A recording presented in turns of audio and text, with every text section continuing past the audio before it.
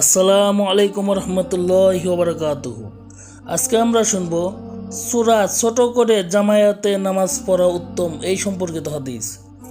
হযরত আবু মাসউদুল আনসারী রাদিয়াল্লাহু তাআলা হতে বর্ণিত, তিনি বলেন, এক ব্যক্তি রাসূলুল্লাহ সাল্লাল্লাহু আলাইহি সাল্লাম এর দরবারে হাজির হয়ে আরজ করলেন, ইয়া রাসূলুল্লাহ সাল্লাল্লাহু আলাইহি সাল্লাম, অমুক ব্যক্তি যেভাবে নামাজ লম্বা করেছেন তাতে নামাজে শরিক হওয়া আমার পক্ষে সম্ভব হচ্ছে না। তা শুনে রাসূল পাক সাল্লাল্লাহু আলাইহি সাল্লাম আমাদেরকে নসিহত করার জন্য মসজিদে দাঁড়ালেন। আবু মাসউদুল আনসারী রাদিয়াল্লাহু তাআলা বলেন, আমি রাসূল পাক সাল্লাল্লাহু আলাইহি সাল্লামকে কোনো দিন ওয়াজ নসিহতের মধ্যে আজকের দিনের মতো এত অধিক রাগান্বিত হতে দেখিনি। হুজুর সাল্লাল্লাহু আলাইহি সাল্লাম আমাদেরকে লক্ষ্য করে রাগের স্বরে বললেন, হে সাহাবাগণ, তোমরা লোকদেরকে নামাজের জামায়াত হতে দূরে রাখতে চাচ্ছ কেন?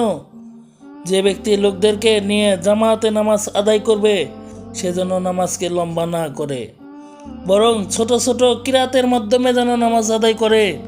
কেননা জামায়াতে যারা হাজির হয় তাদের মধ্যে অসুস্থ, দুর্বল এবং বিভিন্ন ধরনের লোক আছে।